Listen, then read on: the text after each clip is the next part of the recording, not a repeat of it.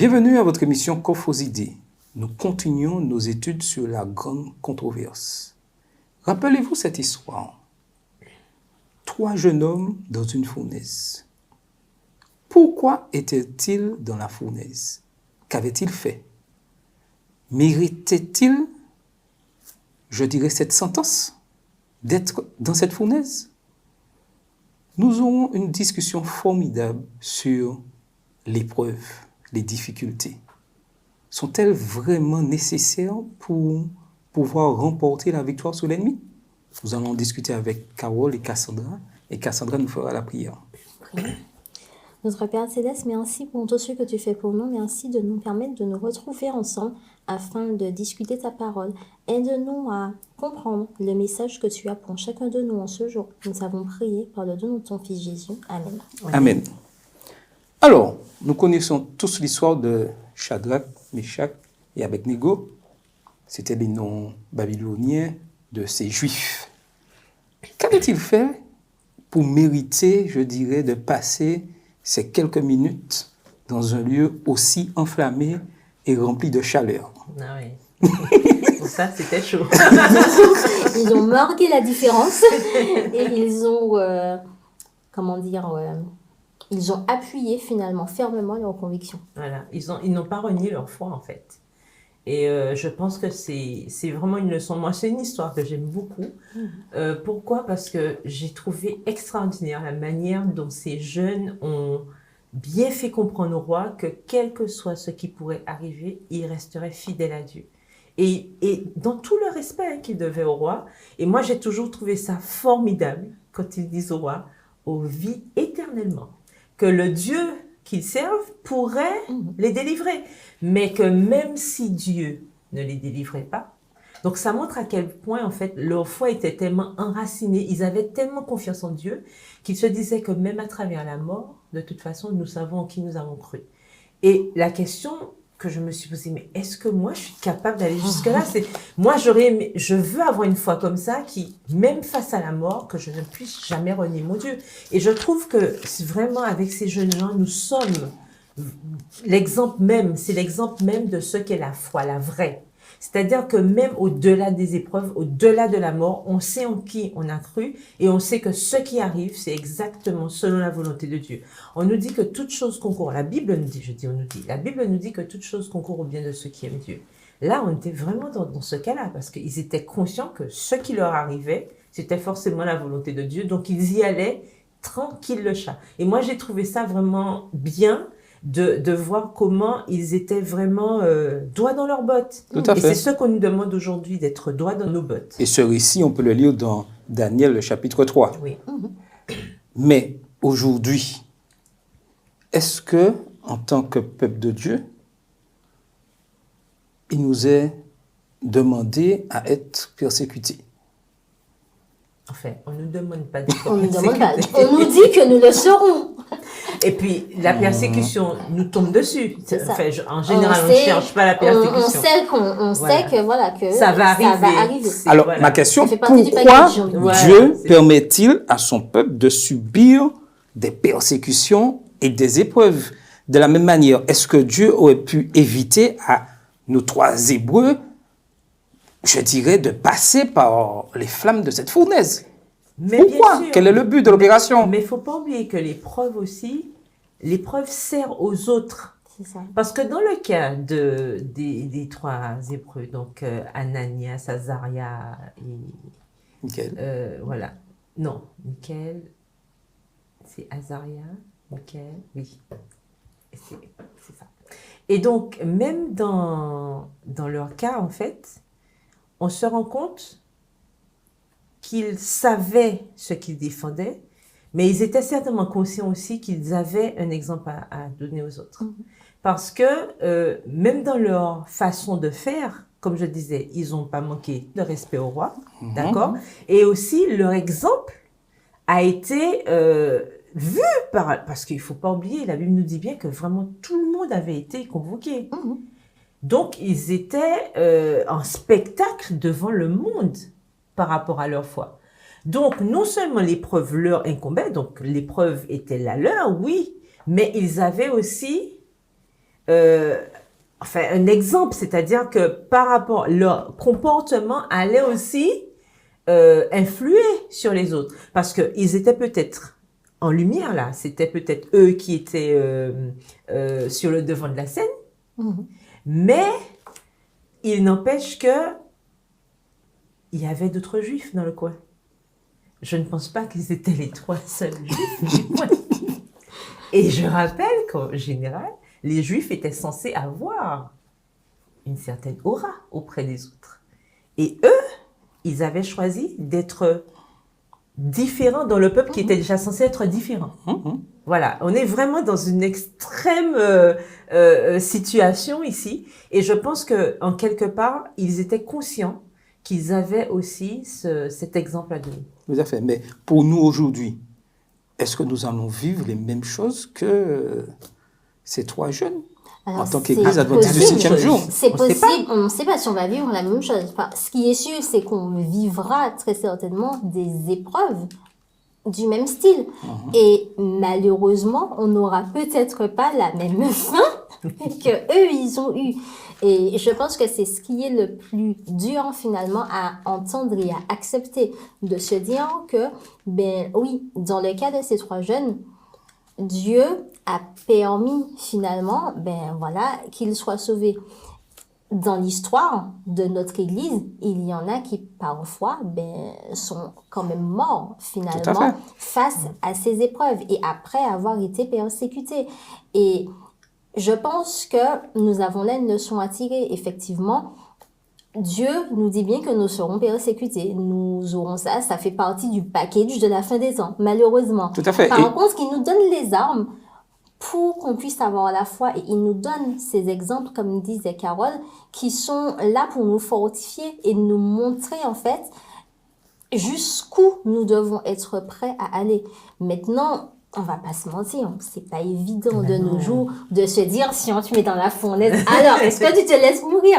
C'est sûr, on est des êtres humains. Mais maintenant, il revient à chacun de se dire si j'ai cette intime conviction que je fais ce que Dieu me demande de faire, et bien en fait, je dois y aller jusqu'au bout. Tout à fait. Et tu voulais ajouter quelque chose? Oui, je voulais dire que dans le cas d'Anania, Michel et Azaria, effectivement, on voit bien que c'était des jeunes qui étaient engagés, mais personnellement. Quand je dis personnellement, parce que souvent, on met beaucoup l'accent sur Daniel et ce qu'il a vécu à Babylone. On n'entend pas beaucoup parler de ces jeunes, à part, bon, pour l'épisode de la fournaise et peut-être quand ils ont refusé de manger les mets du roi.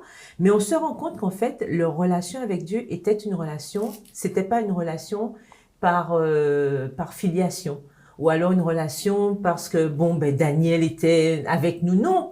Ils ont pu, de manière personnelle, prendre la décision de rester fidèles. Et ça, c'est important parce que ça montre aussi certes, une interdépendance parce que à eux 4, là, bon, Daniel n'était pas là pour l'épisode de la fournaise, mais en général, à Babylone, ils étaient quand même 4 compagnons. Et on se rend compte qu'au sein même de cette petite communauté, individuellement, ils avaient intégré l'idée qu'ils devaient rester fidèles à Dieu. Et ça, je pense que c'est une leçon aussi pour nous. C'est-à-dire que tu posais la question, est-ce qu'on aura à subir ça? Peut-être on n'aura pas effectivement à subir l'épisode de la fournaise, on ne le sait pas, mais on aura certainement des épreuves. Est-ce que face aux épreuves, personnellement, je suis capable de me positionner pour Dieu? C'est une question qu'on doit constamment se poser puisqu'on ne sera pas toujours en communauté. Oui, tout à fait. Si on m'attrape comme ça un jour, on m'attrape pour me mettre face à ma réalité de chrétien adventiste du 7e jour de surcroît, comment je vais réagir? Je vais appeler maman, papa, le pasteur, l'ancien, la responsable de prière, etc. Non, je serai seule et je devrais assumer et faire comprendre à mon interlocuteur pourquoi je garde cette position. Tout à fait. Il ne faut pas oublier que de la même manière qu'on aime répéter à tue-tête que le salut est individuel, ben ça fait partie du package. La persécution aussi, les événements, les épreuves de la vie, ben parfois c'est seul. Et justement, ne pas avoir honte de sa foi et ne pas la renier, là aussi c'est une expérience personnelle. Parce que comme disait Carole, chacun de ces jeunes a pris la décision en fait, de camper sur leur position et de garder leur foi et leurs principes. Mais là, il n'y avait pas une histoire d'effet de masse. Parce que s'il y avait effet de masse, ben en fait, ils seraient prosternés comme tout le monde. Tout à Et fait. comme probablement d'autres juifs ont dû le faire. Exactement. Mais là, ils l'ont fait parce qu'en fait, ils voulaient respecter et faire la parole ce que la parole de Dieu demande. Et nous avons quand même, comme nous l'avons vu la semaine dernière, la parole, un Dieu qui ne laisse pas ses enfants dans l'ignorance.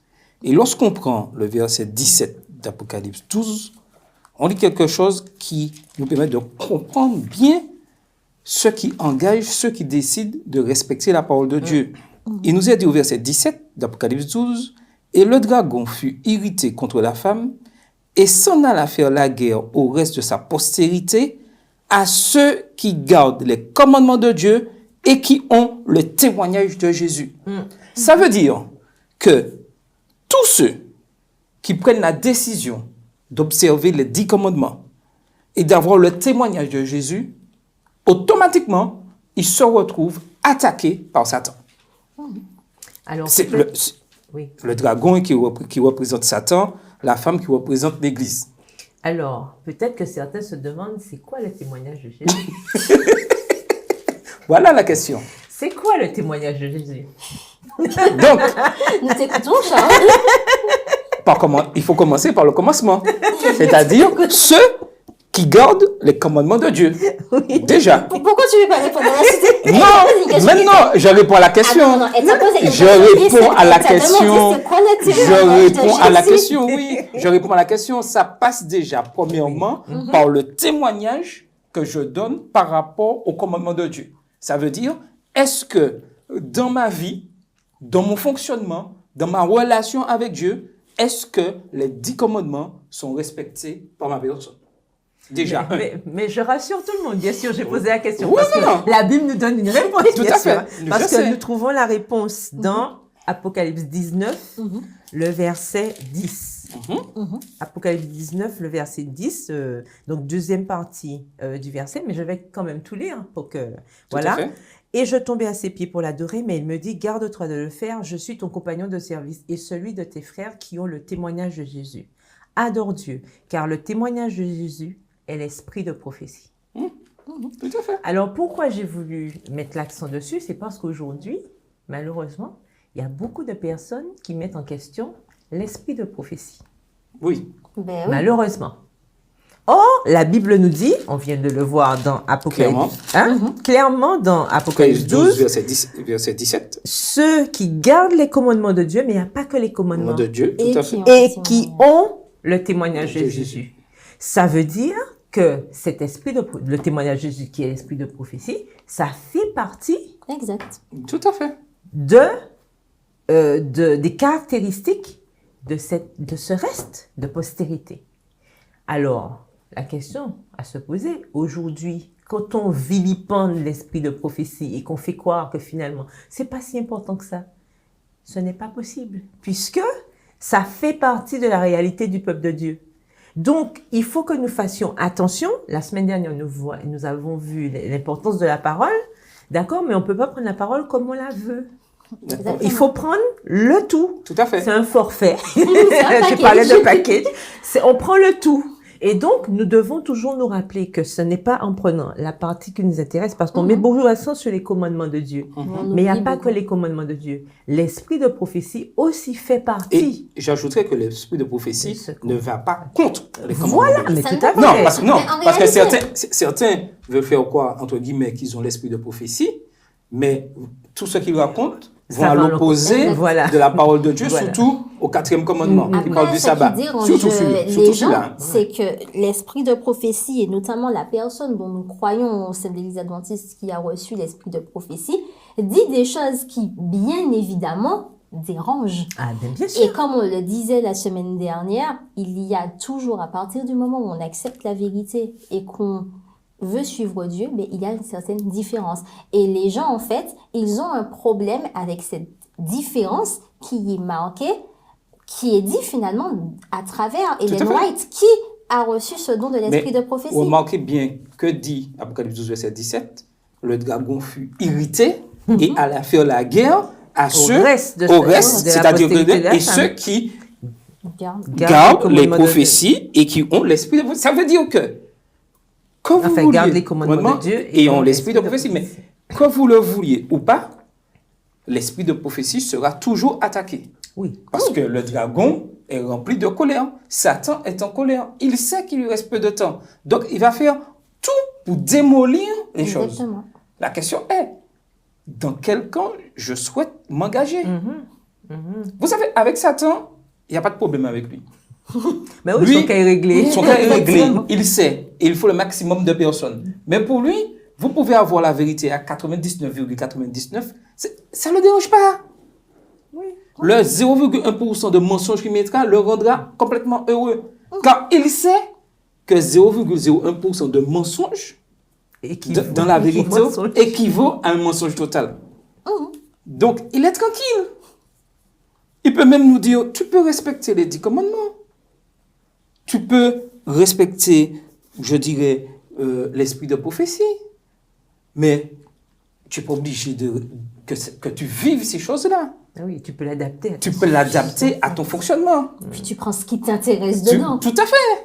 Tu fais Sans- comme... Customise. oui, Forfait tout à à la fait. carte. Un forfait à la carte. Tu prends, Voilà. bon, le sabbat, ok, je prends le sabbat, mais je vais mettre dans le sabbat des choses pour que je sois à l'aise Voilà. dedans. On essaie de personnaliser, Ben oui. voilà, pour utiliser le terme. Et puis même pour l'esprit de personnaliser. prophétie, tu vas sélectionner les livres qui t'intéressent et Voilà. puis tu vas prendre les chapitres qui t'intéressent et puis le reste, à fait. Voilà, c'est tu ça. t'en débarrasses. Cette personnalisation, en fait, évangélique, entre guillemets, je vais appeler ça comme ça, ou bien une personnalisation spirituelle peut mener loin, malheureusement, et peut nous emmener très loin de Dieu. Tout à fait. Et aujourd'hui, malheureusement, il faut le dire clair et net, certains responsables encouragent ceci. Malheureusement. Malheureusement. Disant, oui, aux jeunes, tu peux accepter, mais si tu as une habitude comme quelconque, là, tu aimes ça, ça ne va pas tellement à l'encontre de la parole de Dieu. Si Dieu tu as connaît des ton pas cœur. trop grave. Si tu as des fruits de mer, termine d'abord de les manger et puis tu commences Voilà. à respecter après. Oui, Tout va bien.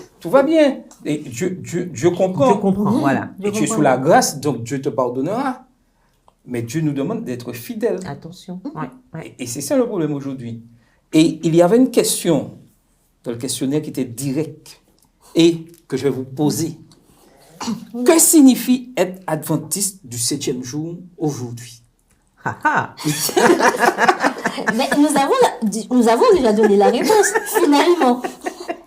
Tu y avais redit, il me semble, je ne sais plus si c'est la semaine dernière ou celle-ci, adventiste du 7e jour, donc qui attendent la seconde venue de Jésus et qui respectent le sabbat qui fait partie des commandements de Dieu.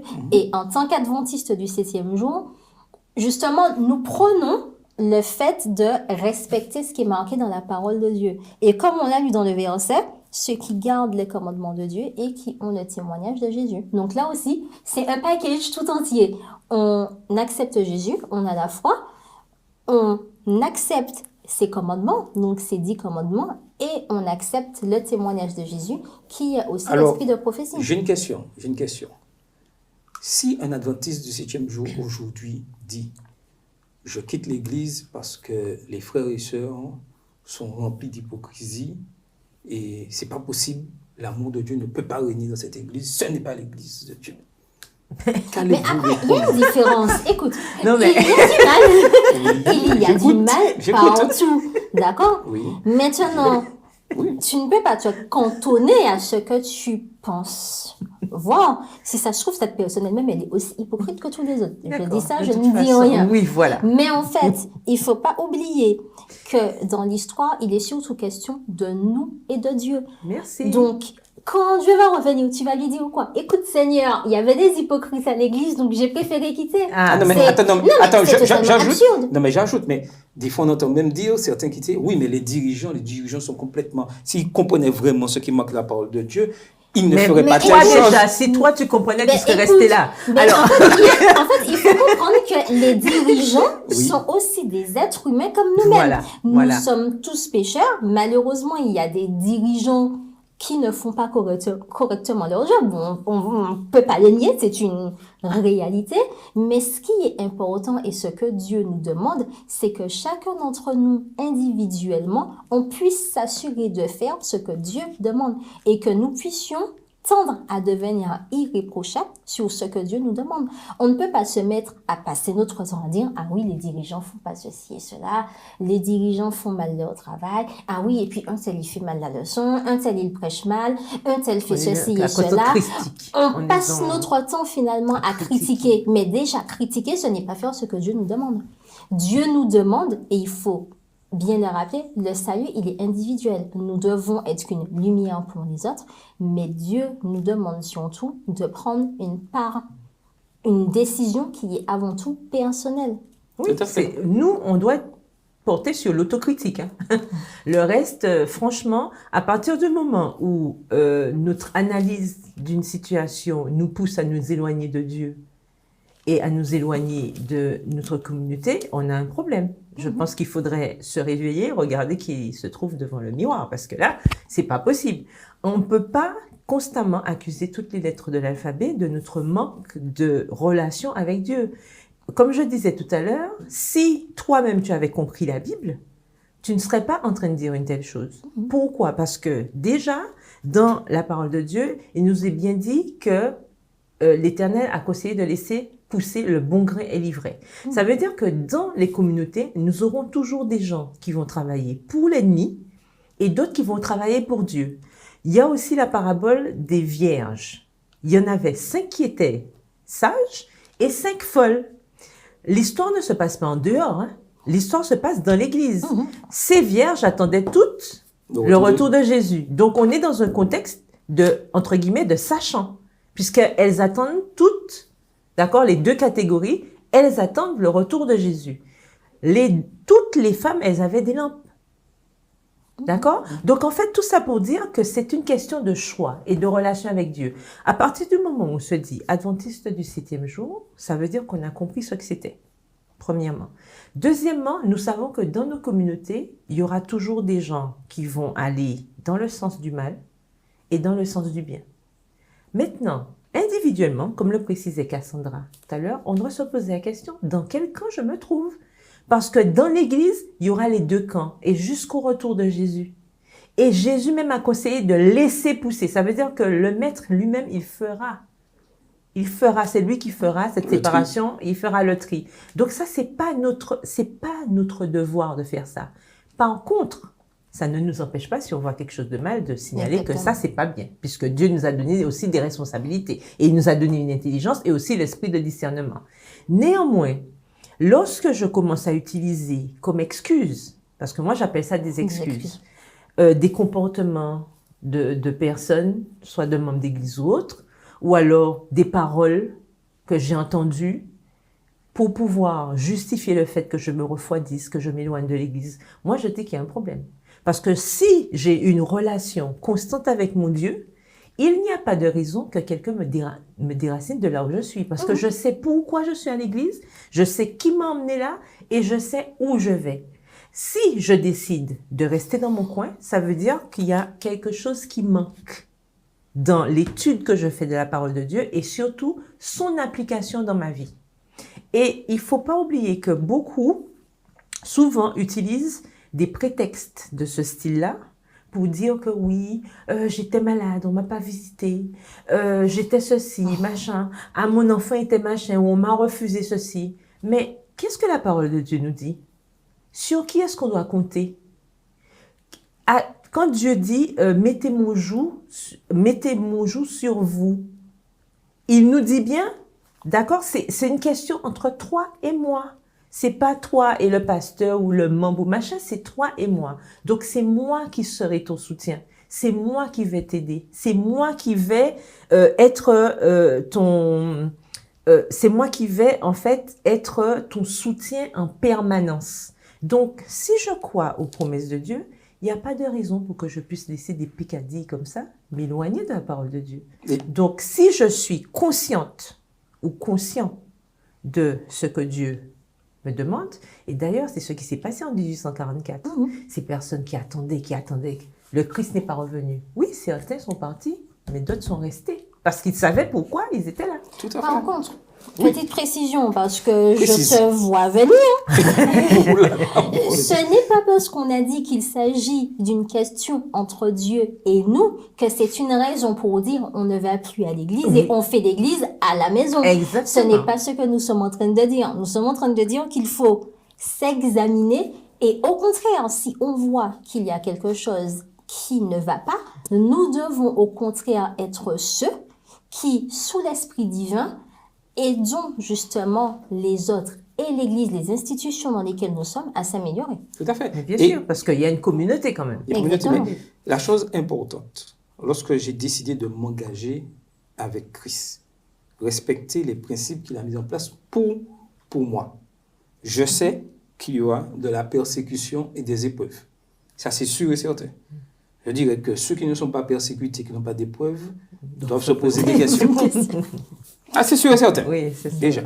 Ça veut dire que lorsque je m'engage dans la mission, j'ai les regards fixés sur Jésus et je suis dans la mission. Quoi qu'il arrive, Voilà. qu'on voit des roches sur moi, qu'on me maltraite, j'ai un objectif. Proclamer le message des 3 anges. Quoi qu'il arrive. Même si cette année on a dit de ne pas mener de poste à l'église, ma mission, je la fais. On n'a pas besoin de ça. Si on vient me voir pour un poste à l'église, j'accepte parce que je suis dans la mission. Je ne refuse pas parce que le passé ou Christ est mon guide. Quel que soit l'endroit où on me place, je suis là pour proclamer le Si message. je peux le faire, bien sûr. Oui. Il ne faut pas accepter pour accepter. Non, non, non, non. Il Clair, revient hein. à chacun C'est- aussi voilà, de de s'examiner. demander à Dieu quelle est la mission qu'il a pour chacun d'entre faut nous. Tout à fait. s'examiner. Parce que Voilà. ça. Dieu a donné un talent minimum Voilà. à une personne. Mais Et oui. en plus, lorsqu'on connaît la parabole, lorsque Dieu donne un talent Il et multiplie. que j'ai décidé de M'investir. m'investir, Non, non, non. automatiquement, et je dis Il m'en donne d'autres. automatiquement, il me donne d'autres. Alors, que quelqu'un de l'église me dit que j'ai un seul talent uniquement dans l'église et je suis dans la mission, je dis non. Car peut Dieu faire autre multiplie toujours Exact. les talents de ceux qui lui sont fidèles. Donc, je ne peux pas me cantonner à une position, à un poste dans l'église uniquement pendant toute ma vie de chrétien, d'adventiste du 7e jour. C'est pas possible. Et puis aussi, à la question que tu posais, Adventiste du 7e jour aujourd'hui. Alors, ça me fait, comme on dit doucement, rigoler un peu, parce que Dieu, il ne change pas. Il est le même, d'accord? Il est le même hier, aujourd'hui, éternellement. Donc, si Dieu ne change pas, si le terme Adventiste du 7e jour, le sens ne change pas, ça veut dire qu'il n'y a pas histoire d'Adventiste du 7e jour aujourd'hui. C'est ça. C'est quoi un Adventiste du 7e jour? C'est une réalité permanente, c'est une réalité perpétuelle, d'accord? L'Adventiste du 7e jour, c'est celui qui attend le Christ et qui respecte le sabbat, d'accord? Donc, il n'y a pas à s'adapter, parce que quand on va dire aujourd'hui, ça veut dire qu'on va s'adapter à une réalité actuelle, et on ne doit pas le faire, parce que si on devait s'adapter, ça voudrait dire qu'on remettrait en question, qui sait, même le retour de Jésus, et même le sabbat. Mais Oui. malheureusement, c'est ce qui se fait à l'heure Malheureusement, actuelle. voilà. Malheureusement, on est tout le temps en Faisons train de attention. dire, il faut s'adapter à ceci, il faut s'adapter à cela. Ah oui, mais on a Faut une pas chercher, culture. il ne faut pas chercher à ce qu'on c'est nous ça, envoie des roches. C'est Parce ça, que, on a une culture, Voilà. donc en fait, il faut aller avec la culture. Si en fait, notre culture musicale est de telle chose, donc en fait, il faut que nous aussi, faut à l'église, s'adapter. on s'adapte et puis on prenne les mêmes musiques, il faut Voilà. qu'on inclut la culture. Non. Non. Il faut pas oublier. On a la Comme culture de dit- Christ. Exactement. Dieu nous a donné une culture et ça, on l'a dès lors où on a accepté Voilà. d'être son enfant. Tout à fait. Et en fait, Et- on l'accepte et on doit pouvoir, comme disait Carole, c'est quelque chose de permanent. Et l'évolution que nous devons avoir, c'est une évolution justement personnelle par rapport à nos connaissances qui doivent nous rapprocher de Dieu. Et changement de notre caractère, puisque Exactement. c'est la seule chose que nous allons mener au ciel. Tout à fait. Et il est important que nous puissions être remplis de justice dans tout ce que nous faisons. Avec la grâce de Dieu. Avec la grâce c'est de ça, Dieu. C'est ça. Défenseurs de la justice. Et aujourd'hui, c'est l'un de nos problèmes. Et c'est là que Satan utilise le plus Mais bien pour sûr. pouvoir créer la discorde. Bah. Car des fois, nous sommes Je injustes. passe son coup d'essai. Mais oui. Je fais passer mes intérêts avant les intérêts de la parole de Dieu. Et Dieu nous demande d'être juste, car lui-même, il est juste. Car lorsqu'à la fin des temps, le jugement sera prononcé, personne ne pourra contester le jugement. Ah, Et même ceux qui disent, pourquoi il n'y a pas un tel Pourquoi c'est un autre tel qu'il est là? On va Dieu bien nous ouvrira, expliquer. Jésus ouvrira le livre et dira, voilà ce qu'il a fait. Et personne ne pourra contester. Ben oui. La question aujourd'hui, où je vais me positionner? Sachant que la persécution et les épreuves sont là. Quelle est ma place dans ce conflit? Quel camp je vais choisir? Aujourd'hui, il n'y a que deux camps, Dieu ou Satan. Choisis. C'était votre émission Coffre aux idées.